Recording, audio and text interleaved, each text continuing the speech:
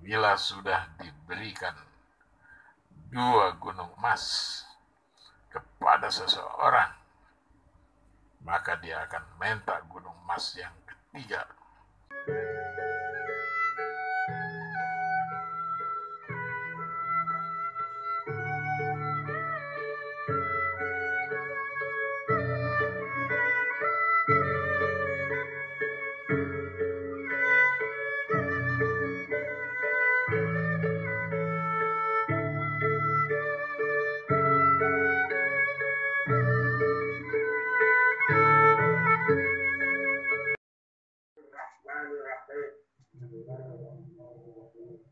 Apapun yang terjadi sampai saya mati, saya berpegang kepada La ilaha illallah. Assalamualaikum warahmatullahi wabarakatuh.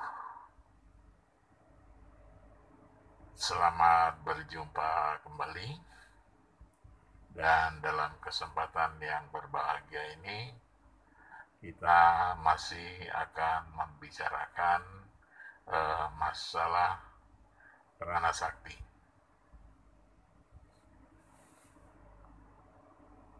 Ya, maskernya kita buka dulu.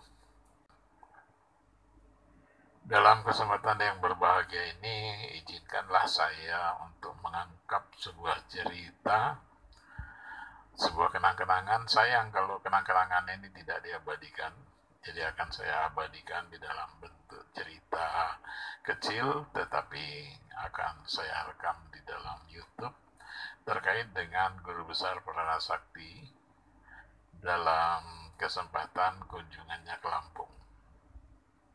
Pada suatu pagi ketika beliau akan meninggalkan Lampung dan nantinya melalui Jakarta akan menuju Palembang, pada saat itu pagi-pagi sekali, jauh sebelum ke jadwal keberangkatan beliau, kami sudah banyak yang hadir di bengkel prana sakti, dan tiba saatnya beliau keluar dari kamar,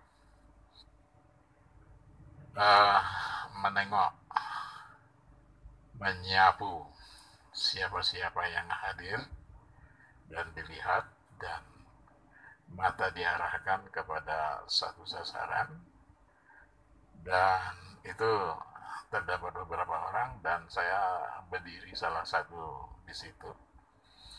Jadi apa yang diucapkan oleh Bang Asman itu, tiba-tiba saja dia mengatakan bahwa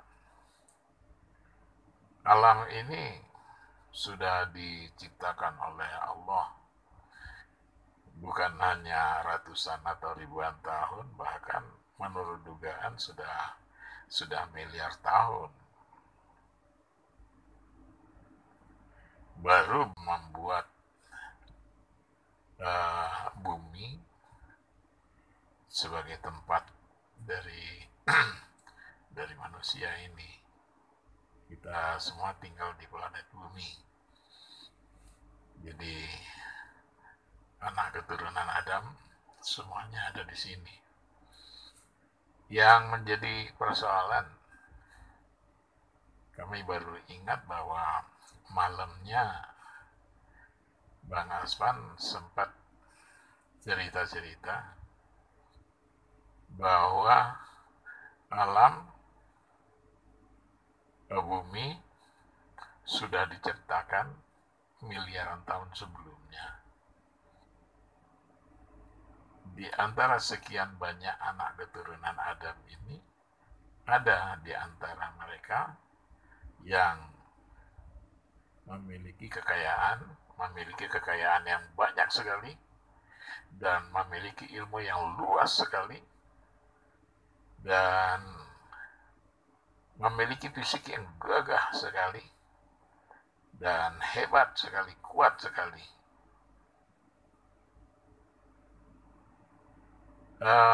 Tetapi orang tersebut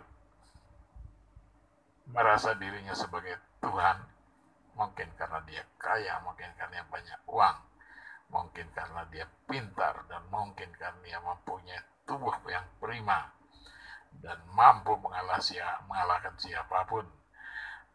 Andai kata akan dilaksanakan duel satu lawan satu atau bagaimana, dan dia mengaku sebagai Tuhan dengan segala kelebihannya itu. Tetapi juga ada orang yang dituhan-tuhankan, walaupun sebetulnya dia sendiri tidak mengaku Tuhan, tetapi dia mempunyai renungan-renungan, dan renungan-renungan itu dianggap oleh orang-orang lain sebagai Tuhan. Padahal dia tidak. Jadi pada malamnya itu sebetulnya bagian sudah bicara tentang Firaun. Dari sekian banyak orang yang mengaku Tuhan, itu maka Firaun itu yang paling populer.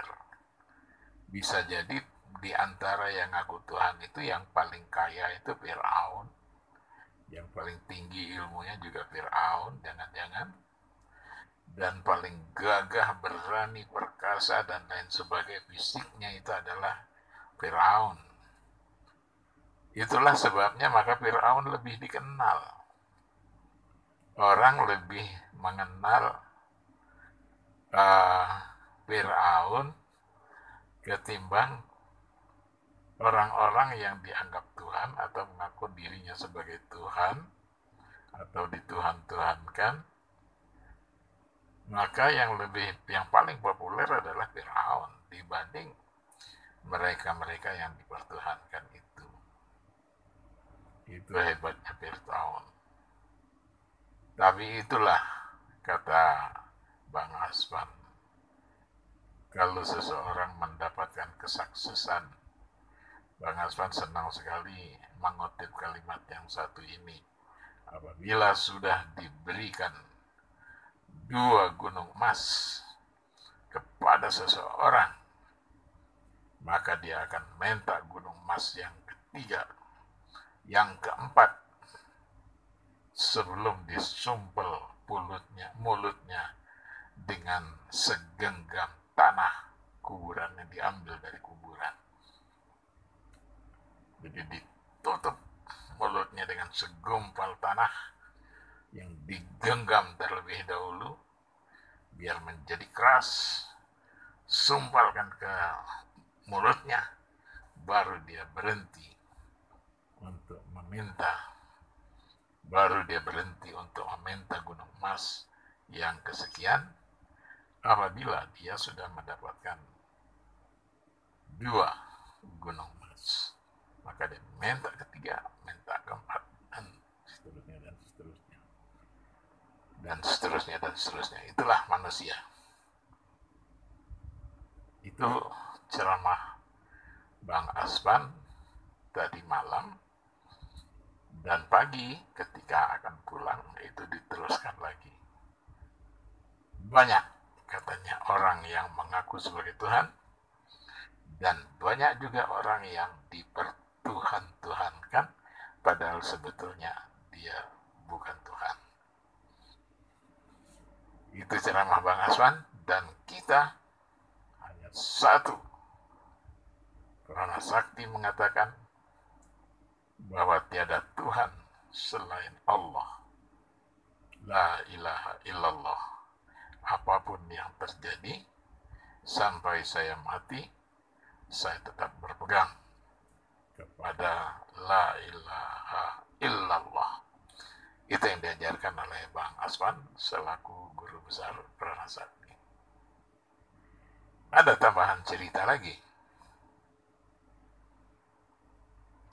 Ketika akan diciptakan manusia, maka Allah menyampaikan kepada malaikat bahwa nanti akan kuciptakan manusia sebagai khalifah di muka bumi.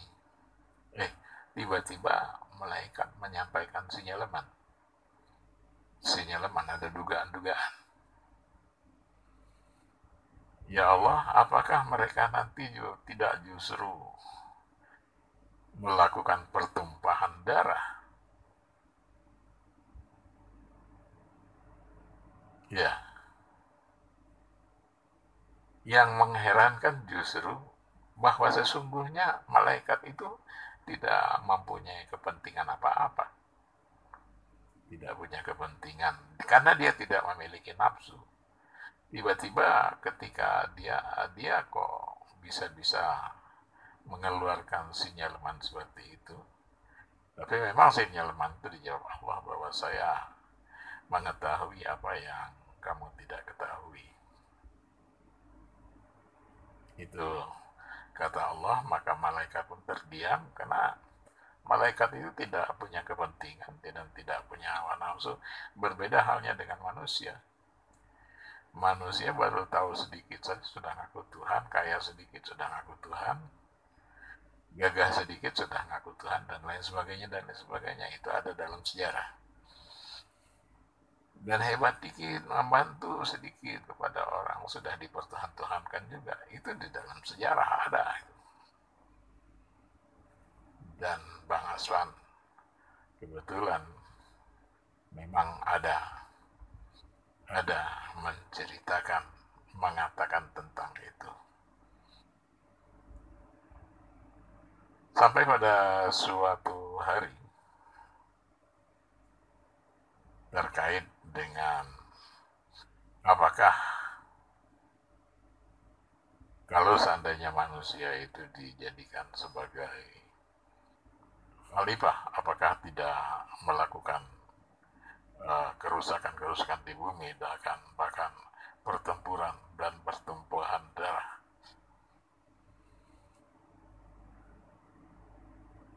Allah memberikan tes kepada malaikat dan Adam yang akan dijadikan khalifah. Disuruh menjelaskan tentang alam, isi alam, proses terjadi alam dan lain sebagainya, dan cara menggunakan apa-apa yang terdapat di alam ini. Maka malaikat mengatakan, Subhanaka la ilma lana illa ma 'allamtana. Subhanallah, Maha Suci Allah, Maha Suci Engkau, kami tidak akan mengetahui apa-apa kecuali yang sudah diberitahukan kepada kami. Berbeda dengan manusia. Manusia tahu sedikit sudah ngaku tahu banyak, bahkan merasa sebagai Tuhan dan lain sebagainya. Itu yang ceramah dari. Tetapi ada kelebihannya manusia itu yang memiliki nafsu. Ada juga manfaatnya nafsunya itu. Dengan nafsunya itu maka manusia memiliki peluang untuk merespon segala ciptaan Allah. Dan tetapi orang yang baik, sebaik-baik orang yang merespon itu, dia akan kembali kepada Allah. Dia merespon kejadian satu benda, dia merespon kehadiran satu benda. Apakah itu sinar, apakah itu air, apakah itu nyawa dan lain sebagainya, dia mampu direspon oleh manusia. Tetapi sebagus-bagusnya manusia, dia berkesimpulan setelah dia merespon benda-benda ciptaan Allah itu maka dia harus katakan, ma khalaqta hadza batila. Ya Allah, Engkau ciptakan benda-benda ini tidak pernah sia-sia.